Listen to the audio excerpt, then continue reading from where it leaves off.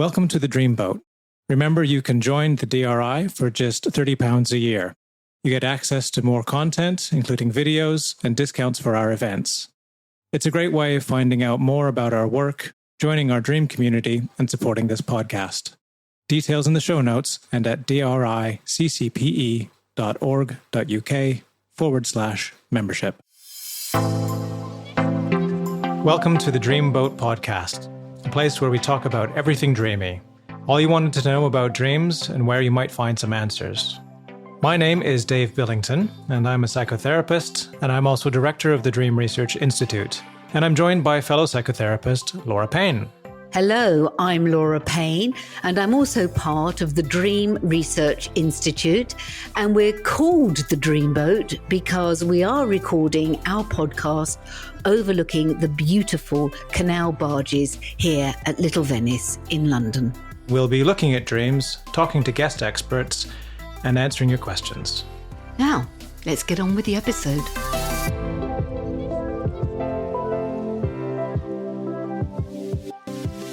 Okay, so welcome. This is the end of the third series, and as we have done previously, we're going to wrap up with a question and answer session from people who have written in and people who now stop and say to us, hi, do you know, I've got this really interesting question about dreams.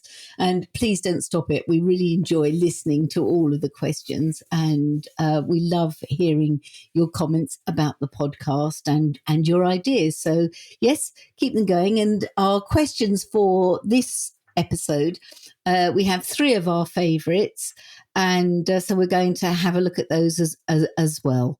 So one of the things that we wanted to do with the podcast was to obviously stimulate a discussion about dreams and what they mean for you or what you understand them to be. And I think these three questions for this particular episode certainly bring some of the bigger questionings about dreams into sharp focus for us, actually, Dave. Yeah, it's really nice to have some questions that are personal from somebody's experience and some questions that maybe relate to broader themes or ideas and experiences that lots of people might have. First one comes from Grace Florence, and from a discussion she was having with her kids at the breakfast table, I think, about the dreams, which is lovely to hear that that's happening. So the question is, in a given day, we take in so much information, you might meet so many people, there's so much sort of input that you have.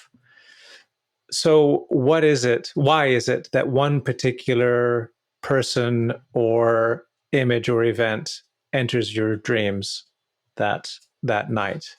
What is it that selects from all the many things that you come across in a day? It's such a great question. And kids love to always, in innocence, get to the heart of it. Yeah, why? What goes on in dream content? Why are we selecting one thing and not another thing?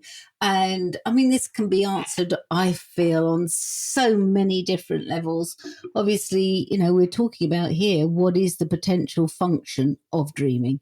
And obviously, psychologists have, and neuroscientists, but psychologists have a direct sort of relationship with dreams in that it's not necessarily symbolic, but we, in our nighttime space, in our dream space, we literally go back and replay the day and reprocess aspects of life that we have found challenging psychologically, as an example, in some way. And so the content is chosen because we need to go away and reprocess it. And I personally think on many levels that is the stimulus for dreaming. But I think we just keep going, we often go deeper because there is a greater content, a greater symbolism, or a greater issue within us that we are working through in the dream space. And I know that not only do we just, for me, we don't just reprocess the day, is what I'm saying here. Yeah. So there is that idea, I guess, on a neuroscience basis of memory consolidation. I guess that's what you're talking about as well. That's the posh way of saying it. Yes, Dave, thank you. That's true. But there is something going on. We know, because whatever's fresh in your mind tends to be more likely to appear in dreams, but not exclusively. It doesn't explain everything. It doesn't explain all the dream content. Of course, on top of memory consolidation, so going through your day, processing it, as I said, I think is something a lot deeper, where there are bigger themes that might be operating in our lives. And so then we're into using some of the imagery. One of them are symbols that are looking at part of our deeper consciousness, our psyche, which I know I always like to use this as an expression, but for me, the dream world is very often the psyche throwing up symbols, throwing up images that repeat and recur. It's like knocking on the door and saying, hello, hello, look, here's this lovely image of a daffodil. You know what a daffodil means. I'm trying to tell you something about spring and rejuvenation in your life. Obviously I'm using that as a wild example, but I think very often a lot of the content is far deeper than just a piece of memory consolidation. Yeah. And I mean, I don't think that's a wild example at all. I think that's a really appropriate one. And it gets to the heart of how you think about the source of dreams, or where do you think dreams come from? I don't tend to think of dreams as coming strictly from that kind of, again, that processing idea of what goes in is what comes out. And I know from my own experience, that's definitely not the case. But that there's a feeling that is at the heart of a dream. And so exactly what you just described, that sense of rejuvenation, the sense of something burgeoning. And so an image is found that connects to that feeling. Yes, and it's personal as well. It's a personal image. I know we often say this, but it's worth repeating. You can go to dream encyclopedias, and I think they're fun and useful. But in the end, it's back to the Freudian notion. So Grace's kids, what you associate with that particular person or that image is a really good place to start from. Yes, exactly. And I think that explains more, because it also does tell us something about why it might be something from the day that comes up. So you encounter that particular person and they have a certain emotional resonance for you, and that strikes a chord with something deeper in you. So staying with the example that you just gave, Laura, you meet a young person in the day and they remind you of somebody you grew up with. And that takes, that resonates something within you, a feeling from when you were young and when you knew that person, and maybe something that's either incomplete or has become relevant again. And so it echoes within you this sense of, something youthful and joyous. And so it's this person's face, and they're picking a daffodil or whatever it might be. And, there's a new experience that starts to be created about something related to deep in your inner world. And again, something that you're not aware of. And we've been talking about it. We're going to record another episode on symbols and symbolism, and talk about that in a more general sense. But as you said, to note that there's something personal in it, but there's maybe something universal in it as well. And it comes back to that Jungian idea of imaging an experience, which means that there's a picture of some kind, three-dimensional often, and there's a feeling that goes with it, and there's maybe a memory or an experience that's connected to it as well. And all of that comes into your consciousness, comes into your psyche, your awareness in that dream experience. I think a good question, if you're at home analysing your own dreams or whatever, one of the first, and you have someone who pops up in a dream, I think a good question to ask first off is, who is this person for you? What do they represent? and who are they for you? They might represent all sorts of aspects of your life, not just them as a person, but as you say, where you might have been at a certain age, or, you know, say for instance, it's your boss. Well, that's quite clear who they are in your life. They represent some form of authority. Yeah. And so why is that important in your life right now? What is it you're being asked to work out about authority? And I think that's another important question. Why this person now? Yeah. Yeah. What's happening now that you are associating with this person? And the literal is only one lens. It's not to be discarded either. I think some people go straight to the symbolic and reject it. It can't be literal. But no, yes, it can. It can be that. It can be that you met this person today, you had an interaction, it was important to you, and so now it's in your mind. Fine. That, you know, if that's the case, they're not going to be coming back. It's not going to have a huge emotional charge to it, probably. There it is. It's done. But like you say, here's this person and they remind me of my boss. I've got troubles with my boss, or I've got troubles with authority in my life, or, you know, control, or whatever it might be. There's a theme going on that's unresolved. And maybe it starts to reveal something about that for you, or at least draw your attention to, hey, this needs attention. This needs some work right now. So pay attention. And that's that lovely thing. I think we've talked about it before, you know, the idea of the genius of the dream. There's something in there. There's a reason that this dream is happening now, because if there wasn't a reason, it wouldn't be happening. And so these little things of the clues and the hints just lead us to, well, why is that important? And you can almost be doing the same thing in your day. It doesn't. Looking at dreams helps you look at your experiences in life in this way too, which is to say, I've met this person and it's had a really big impact on me today, or that experience is staying with me. So what is it in me that this has touched on? And very often we go with the sort of literal, and we go with the, and psychologically speaking, we'd say projection, and say, what was it about them that did this to me? And no, it's what is it in you? Yeah, also it's taking me back to another notion, obviously from the world of psychotherapy, that not who is this person, but what of that person is you? If we are all people or all things in the dream, which is often a take on dream content. So the boss, which bit of the boss is you that's being asked to find a voice or whatever? Yeah. It reminds me a little bit of a question we had previously. I can't remember when it was, one of our previous Q&As. Somebody wrote in asking about all the dreams they were having about childhood homes and schools and places like that, and saying, well, I'm not really thinking about my childhood that much, but I keep having all these dreams about, you know, the place I used to live in, the old neighborhood, the old school.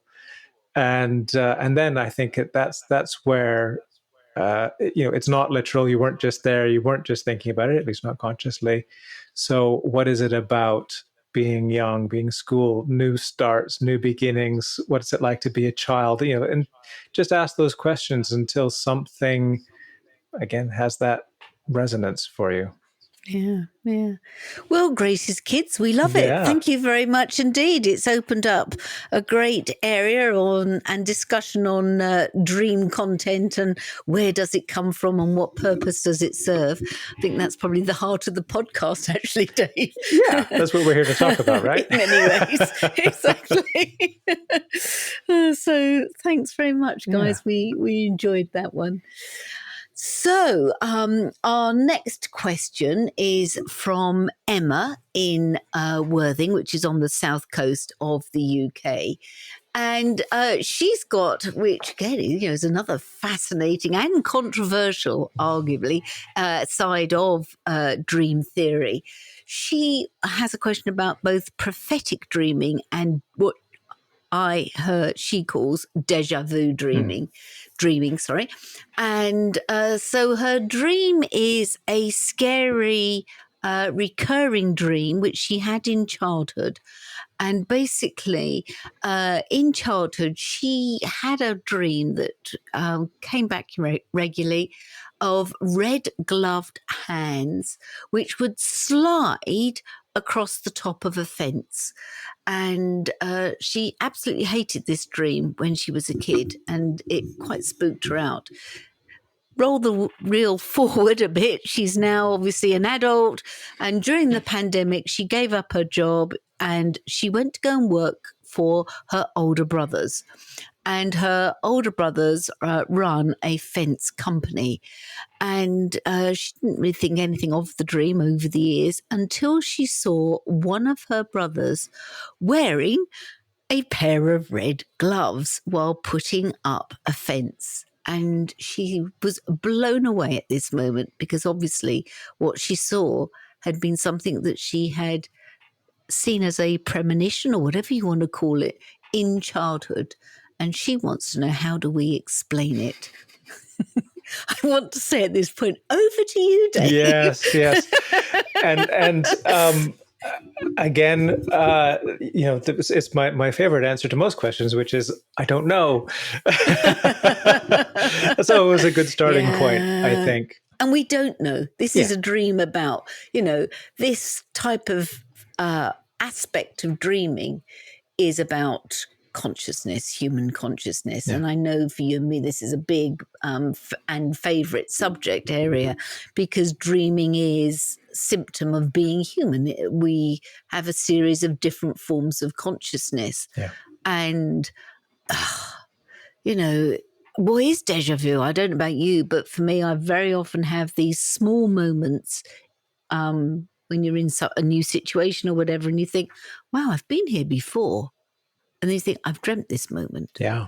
And it's that, for me, that's often what déjà vu is. It's often something you've dreamed. There's no accounting for time between the dream and when you actually relive it in the outside world. But what is happening with the brain while we are asleep? Are we jumping outside of time and space and entering a different zone of consciousness, whatever you want to call this space, that the human form of consciousness seems to have an ability to go to? And I know that might sound a bit wacky, but anybody who's been on a retreat or meditates knows that this, or has visualizations, knows that this is possible, that you see something else that can come back and haunt you when you're not sleeping and you are, awake, whatever that means. Weird things happen. Yeah, definitely. Definitely. I should also just say that there's something very deeply familiar in this experience for me. And it's a déjà vu one, is it? Yes, it's like I've seen this one before. No, I've done this one before. No, from my own experience, as particularly when I was young, and I have since read that it's more likely to happen when you're younger. As in sort of adolescent period, possibly because of sort of hormonal changes, the same things that mean that you're more likely to lucid dream and so on at that time. And I was delighted to find at some point in the last few decades that there's the French phrase déjà rêvé, which is the particular experience. It's not just, I've seen this before, I've lived this before, but actually I dreamed this. It's already dreamt. Yeah, yes. Yeah, I had a dream like this. And so for me, the experience would very often be not that I had a dream that I remembered and then something would occur and I'd say, oh, right, this was that dream. It would be that something would happen. And in that moment, I would say, oh, wait a minute, I forgot I had a dream like this. Not something I'd written down or anything like that, but oh, that seems like a dream. That to me is a particular experience because that to me says something more about kind of the brain, actually, that the way memory is working. And, when you're not sleeping enough as a teenager and, whatever the usual things of being up too late or up too early or whatever, there's this thing of micro sleeps. And so, your brain is fuzzing a little bit in the day and you might have that moment of being asleep and then something gets fouled up in the old memory consolidation piece, short-term memory, and it's like, oh, actually, did this happen now or did it happen before? And so it's not a real explanation of that, but it's sort of that particular experience that speaks to me in that way. Yeah. But there's the other part of me which, loves science fiction and fantasy and speculation and lovely, all the fun weirdness and the transpersonal and everything. And, goes straight to, vague interpretations of quantum physics and whatnot, would say, actually, everything in the universe has always happened. Time is a construct of our minds, and it's all one moment anyway. So why wouldn't your consciousness be skipping around through time? What makes it able to even stay in the apparent linear state that we're in? Yeah, I think in many ways a dream like Emma's dream almost offers experiential proof, empirical proof of the notion that, we do, time and space is a construct, because this is got several years between the dream in childhood to it actually being an image that she saw in as an adult. For me, I think if I was working with her, I would like to know what from childhood has come back around again that needs attention in her life. I think that would be a really interesting question to ask. That's the transpersonal psychotherapist. That's in great. me saying, no, good question. Okay, what's coming back round again? And I think that's if you're listening, Emma, that's something to consider right now. I was also thinking about the episode we did with Natalie Miles about psychic dreaming. I think that was in series 2. And also talking to Dr. Nigel Hamilton about where we go as consciousness when we're on, I mentioned retreats, because I know that's something that Nigel has done a lot of his dream work, looking and analysing dreams from people on retreats. And it is a very powerful space. I think for me, the best way of describing what I call human consciousness, dreaming just being one type of level, it's like a dial on a radio. You just turn the dial a little bit and you're into another little bit of, you're on another frequency of megahertz or whatever. This is the dreaming megahertz. This is the visualization megahertz. This is the meditation megahertz. Each one is similar but different. Yeah. And I think something like Emma's dream just underscores that for me in some way. Yeah. I felt in reading what Emma had sent in, I was curious about that the original dream, or the recurring dreams, she said she found it really upsetting. And then the moment of actually working with her brother and seeing the red gloves on the fence, there's nothing to say why that's important. It doesn't seem like there's much emotional impact there. And usually when I think of these things, and again, maybe I'm being more influenced by how these things appear in literature, but it's like, why would this moment draw your attention? Is it about the pandemic? Was it were you not enjoying being in that place, working in that particular job, because life had been disrupted, and that's why it's important for you. So I'm curious about that. I feel like there's a missing piece there somewhere. That makes it seem more random to me in a way, and random that it could be the mind thing, but also, the random wormhole in space, but it's like, I sort of want it to have some meaning. If there's going to be something that's predicted this far in the past, I'm curious about it. But I'm glad that you mentioned the sort of the psychological side of it, or, how you might be looking at this in a therapy context if it comes up. And of course, we take things that come up in therapy as potentially therapeutic. That's the potential reason for them. And you'll know that it's sort of my little bugbear about people assuming that their dreams are prophetic or predictive, because there can be there can be a tendency sometimes to skip away from what this means now. Why is this important now? Which is always where, as a therapist, that's what we're looking at. What's coming up for you with this? What's the feeling? What's being processed here? Why is this important now? Rather than deferring to, oh, this is something that's going to happen in the future, so I'm not going to worry about it now. And that... Yeah. The whole spiritual bypass aspect, if you're not careful. Yeah.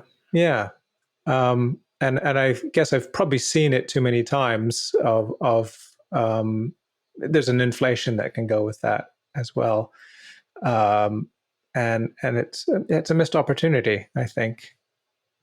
And why can't it be both as well? Yeah, exactly. Well, Emma, thank you. That was a fascinating question, and I hope we've had a credible stab at answering something as mysterious as that. Yeah. And again, there's sort of the personal side to that, but it's an experience that most people have at some point in their life. Déjà vu, déjà rêvé, whatever it might be. And have periods of time in their lives that they'll experience that. So it's an area of great fascination, and there is some interesting research around it as well, coming from people who are looking at sleep and dreams in sleep labs. Yeah. Maybe we'll talk about it some more sometime. We should. So we've got a third question over to you, Dave, I think from someone that you and I know well, who's been both a student who's now a psychotherapist and dream worker, and fairly obviously well known in the outside world, as Melinda Messenger. So we have a question from Melinda. Thank you, Melinda, for your question. Yeah. Dave's going to read it out. Yeah. So Melinda's question was about the symbolism of shoes and footwear. And having seen this come up, I think it was in her own dreams and in colleagues and in clients as well. And she framed it really nicely with a couple of ideas around what it might be and how she thinks of it. And she was just hoping to start a discussion, I guess. So for one thing, shoes and footwear, she said she thinks of it as the covering of the soul, which I love that kind of wordplay, which is frequently, I believe, it's something that comes up in the psyche. The psyche uses the double meanings of things and a little bit of that wordplay to kind of reveal something to us and to play with us. I think it's the unknown, unconscious part humor. of us, the cosmic humor. Exactly. And also Freudians would love it. Wordplay and association doesn't get better than that. Yeah. And the other thing she said was she thinks of it as the footwear showing you how does the soul meet the earth, which I think is great as well. So something about incarnation there. So any other thoughts on that as a particular symbol or image? Yeah, I just love it. I keep hearing Nancy Sinatra's "These boots are made for walking," and it's so rich, isn't it, with sort of symbolic notions and phrases, as you say. I like the soul. It's covering the soul as it steps on this earth. I think that feels very, very powerful. It's alchemically, it's a very strong alchemical image if you're looking at the qualities around earthing and grounding. So that has a very sort of strong image. I was thinking how, our shoes often say so much about us. I used to become, when I was sitting on the tube when I was younger, and I admit it, I still do it now, I would become absolutely fascinated at looking at people's shoes and how often they don't match what you are projecting onto that person. And 9 times out of 10 now, it's the ubiquitous trainer. So something seems to have got lost in them. But I had heard of somebody who was doing a psychotherapy PhD looking at shoes and clothing, fashion and whatnot as an expression of ourselves and our character and our relationship with that, Wow. which it's because it is such a strong image. Yeah. Yeah. I mean, there's that side of it, which is, I think, helpful to look at in terms of dream interpretation in general. We're talking about footwear here, but clothing, fashion in general, about how you present yourself to the world. And so often when people tell me dreams, at least in dream groups and in therapy, it was, well, I was in this place and I was wearing this unusual thing, or I saw myself, but I was wearing a suit of armor, and it's okay, well, that's an extreme example. But what is it about what this presents, and what is it, when it's unusual, about being seen in a different light, being seen in a different way? And obviously there's class things, there's things about wealth, there's things about gender and gender roles that are connected to clothing. And so again, it just sparks off all those wonderful questions you can ask to say, well, what's the heart of this experience? Yeah. I had a client, so people know me, know that I love boots. I have a whole array of boots. And, are they made for walking? Exactly. They are. And this client became absolutely fascinated by my boots. And so I thought, what's in this for her? Obviously, it held a lot of projective material. So we sat and we worked with it, what she thought these boots meant, what they said to her. And it came up over quite a few years of therapy one way or another. And when we came to our final session, we decided to do a whole session on boots. And she'd gone out and bought her pair and I put on mine. And we walked around in what we called our big girl boots. And it was deeply symbolic of her gaining agency and being in control of her life with what she had associated with boots. So again, it's quite a strong, powerful image. This is us on this earth, striding on and getting on with life. And it became very, existential for her in the end. Yeah. And there's the side of it, I think this is what Melinda was talking about as well, which is about the shoes and the footwear, but it's also, and you were saying this as well, Laura, that it's about being on the earth. And I think this is, again, one of those general things about looking at what comes up in a dream, where the focus is in a dream. If it's about the shoes and it's about the feet, it's like, well, what's the function of that part of the body? So yes, that's to be on the ground. That's to move you forward in life. And if there's a difficulty with that, or there's a lot of energy there, that's a very different experience.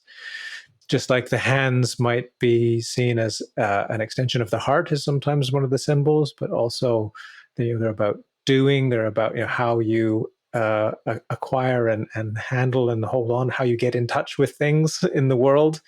So a different set of experiences there, and different than what your head is, and all the different body parts. You can just sort of ask yourself about the function, and that starts to stimulate some more of those questions about what this particular dream might be about. And from a sort of Freudian point of view as well, there are a lot of idioms around, feet. Obviously, foot in the door. That's a very powerful image. Yeah. I was also thinking of like coming to heel with a dog, and that's sort of that's masterful and obedience in two different, as two opposites. Yeah. And we have so many sort of phrases like that. Yeah. About the feet. Yeah. Yeah. I was going to say, put the shoe on the other foot. Is that the one? What's the expression? Exactly. I can't remember now, but there are quite a few around. And to heal, and to heal as in to get better, to recover as well. So if the dream is pointing at the heel, then maybe there's some healing to be done. Again, if there's that wordplay, that's something to look at. I'm reminded of somebody I've worked with in a dream group who there was a series of dreams that led up to this, actually, but there was a particular dream of coming down, as part of a dream, coming down a mountain path, and she was wearing her favorite nude high heels, and of course struggling on a rocky Nude. path. Yeah. It's just a lovely combination of things. Yeah, that's sort of nude and naked. It's the favorite shoe, something very special, something very fancy, but inappropriate. And her journey at that time was a lot about how to come into life, how to be conscious and get away from sort of dissociation and being away from the moment, so to speak, being present. And it was a little difficult. It felt a little clumsy at first. But this was the dream, was about, okay, actually it's time to take the high heels off and get your bare feet nicely solid on the ground. Yeah, on your high heels. That's also an old expression, isn't it, of being a bit haughty and not getting down and dirty. Yeah. Yeah, no, it's rich. Oh, Melinda, thank you. It's been a really fascinating and fun discussion over the whole notion of shoes and coverings. So thank you. And that's those are our questions for nice ones. I enjoyed series. All three. Yeah. Do keep them coming. We love to have questions. It always gets us thinking and gets us looking into other interesting areas that we might not have come across.